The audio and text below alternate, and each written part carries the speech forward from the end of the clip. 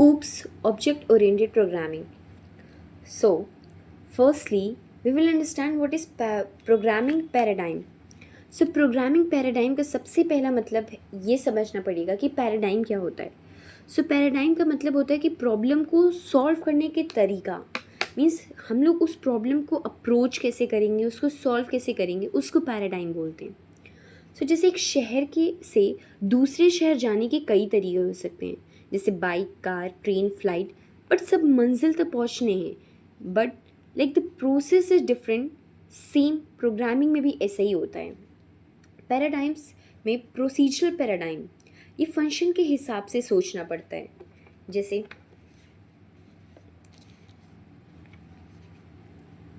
Create student,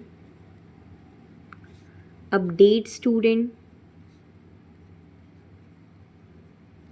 delete student. ये functions के हिसाब से सोचना पड़ता है.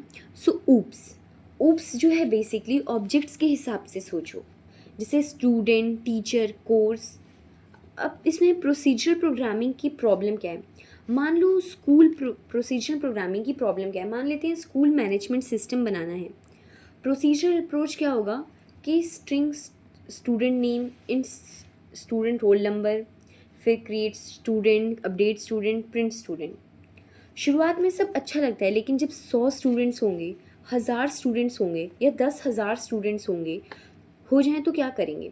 डेटा और फंक्शंस अलग अलग फैलने लगते हैं. मैनेज करना बहुत ही ज़्यादा मुश्किल हो जाता है. सो रियल लाइफ एग्जाम्पल में let suppose in our room we have kept like our book somewhere, copies somewhere and phone somewhere. Everything is scattered. हर कुछ कहीं ना कहीं बिखरा पड़ा हुआ है. सो कुछ ढूंढने में दिक्कत होगी. सो ऊप्स कहता है सबको एक बॉक्स में रखो. यही क्लास है. क्लास बेसिकली क्या होता है कि एक ब्लूप्रिंट होता है. सो ये इंटरव्यू में भी पूछा जाता है कि ऊप्स आया था तो code readability, reusability, maintainability, scalability, security, real world modelling के लिए ऊप्स. लेकिन इसे ऊप्स का यूज़ क्या है. सो ये सब यूजेस हैं. So let's understand. सबसे पहले कोड रीयूजेबिलिटी. कोड का अगेन एंड अगेन हम लोग रीयूज़ कर सकते हैं उसको, जिससे हम लोगों के पास बेटर एडवांटेज हो जाता है. Secondly maintainability. जो कोड होता है वो काफ़ी मेंटेन करना आसान हो जाता है. Thirdly scalability. एक अच्छी स्केल पे हम लोग अपना डेटा, अपना मैनेजमेंट पॉसिबल कर पाते हैं. Fourthly security, and security is important जो ऊप्स की वजह से मिलता है. Fifth is real world modelling.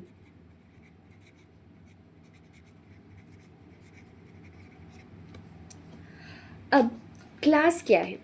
सबसे इम्पॉर्टेंट टॉपिक है कि क्लास आखिर क्या है ऊप्स में. So class is a user defined blue print that is use to create objects. जो बेसिकली क्लास है वो एक टाइप का ब्लू प्रिंट है.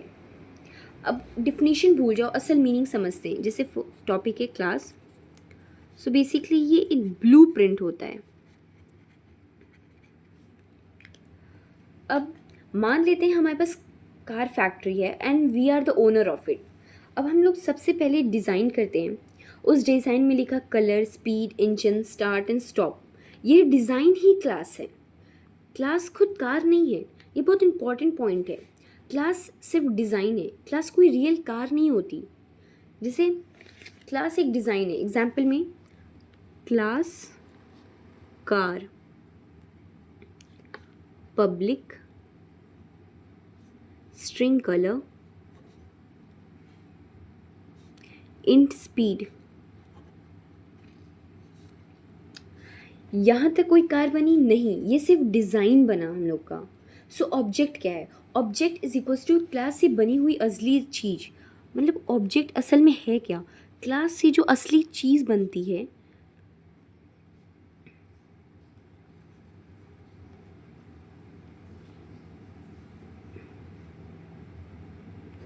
क्लास से हम लोगों की जो भी चीज़ बनती है वो होती है ऑब्जेक्ट।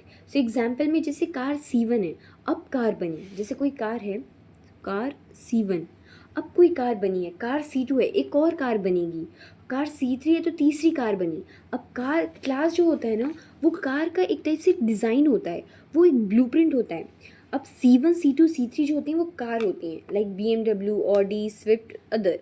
सो सबसे बड़ी गलती क्या करते हैं, कई लोग बोलते हैं क्लास और ऑब्जेक्ट लगभग सेम है। ये बहुत गलत है, क्योंकि क्लास एक ब्लूप्रिंट है, ऑब्जेक्ट एक रियल इंस्टेंस है। मेमोरी कहाँ एलोकेट होता है, बहुत ही पूछा जाता है क्वेश्चन। तो सबसे पहले ये जो है क्लास स्टूडेंट इंट एज, जैसे मेमोरी, ये मेमोरी नहीं है, ऑब्जेक्ट है स्टूडेंट S1। तो जैसे ऑब्जेक्ट है कार C1, तो यहाँ पे मेमोरी है। अब इसमें पूछते हैं डस और क्लास एक्यूपाई मेमोरी।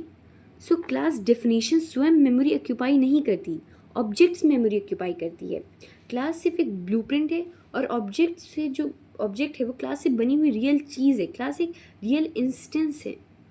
ऑब्जेक्ट क्यों चाहिए हम लोग को, तो क्लास सिर्फ एक डिज़ाइन होता है, काम करने के लिए ऑब्जेक्ट चाहिए होता है। तुम्हारे पास हाउस का एक मैप होगा, अब क्या तुम उसमें मैप में रह सकते हो, नहीं, ऑफ कोर्स नहीं, हाउस को बनाना पड़ेगा। उसी टाइप से क्लास एक ब्लूप्रिंट है, और जब हाउस बन जाता है तो यानी वो रियल एक जो इंस्टेंस बन जाता है वो ऑब्जेक्ट होता है। सो रियल वर्ल्ड मीनिंग में इंटरव्यू में बहुत काम आता है कि एग्जाम्पल में जैसे एट्रीब्यूट्स हैं नेम, रोल नंबर, मार्क्स। अब जो फंक्शंस है स्टडी, अटेंड क्लास। जैसे बहुत पूछते हैं, जैसे स्टूडेंट है तो एट्रीब्यूट्स ये है, तो इनके फंक्शंस कर सकते हैं जैसे स्टडी और अटेंड क्लास। एग्जाम्पल 2 है, जैसे बैंक हो गया, तो उसके एट्रीब्यूट्स का अकाउंट नंबर और बैलेंस है, तो फंक्शंस उसके डिपॉजिट विड्रॉ हो जाएंगे। अब इसमें पूछते हैं जैसे डिफ्रेंशिएट करो क्लास ऑब्जेक्ट में। सो क्लास ऑब्जेक्ट, क्लास एक ब्लूप्रिंट होता है, ऑब्जेक्ट एक इंस्टेंस होता है। इसे कोई एक्चुअल एंटिटी नहीं होती है, ये एक रियल एंटिटी होती है, ये एक डिज़ाइन होता है, ये एक एक्चुअल थिंग होती है। इसमें नो रन टाइम होता है, नो रन टाइम एग्जिस्टेंस, इसमें रन टाइम एग्जिस्टेंस होता है। ठीक है, तो ये होता है हम लोग का बेसिक डिफरेंस। ये बहुत पूछते हैं कि जो क्लास होता है वो हम लोग का ब्लूप्रिंट होता है, और जो ऑब्जेक्ट होता है वो एक इंस्टेंस होता है। जो क्लास कोई एक एक्चुअल एंटिटी नहीं होती, लेकिन जो ऑब्जेक्ट होता है वो एक रियल एंटिटी होती है। जो क्लास होता है वो एक डिज़ाइन होता है, जो ऑब्जेक्ट होता है वो एक एक्चुअल थिंग होता है। जो क्लास होता है उसका कोई रन टाइम नहीं होता, जो क्लास ऑब्जेक्ट होता है उसका एक रन टाइम होता है। सो एक क्वेश्चन पूछते हैं, can a class exist without objects. So yes, class define हो सकती है, ऑब्जेक्ट बनाना ज़रूरी नहीं होता। जो क्लास होती है ना वो ऑब्जेक्ट के बिना भी एक्सिस्ट कर सकती है। क्लास एक ग्रुपिंग है जो ऑब्जेक्ट के बिना भी एग्जिस्ट कर सकती है, लेकिन can object exist without a class, no. So object किसी क्लास से ही बनाता है, तो ये दोनों सेम नहीं है, समझ रहे हो। उसके बाद है और भी पूछते हैं क्वेश्चन, जैसे कि अगर हम लोग 100 ऑब्जेक्ट्स को क्रिएट कर रहे हैं तो क्या उसकी 100 कॉपीज़ बन गई फंक्शन की। सो नहीं, फंक्शन की एक कॉपी ही रहती है, हर ऑब्जेक्ट सिर्फ अपना डेटा रखता है। और एक क्वेश्चन है, what is the size of an empty class. Empty class की साइज़ कितनी रहती है, तो ये 1 रहती है। ठीक है,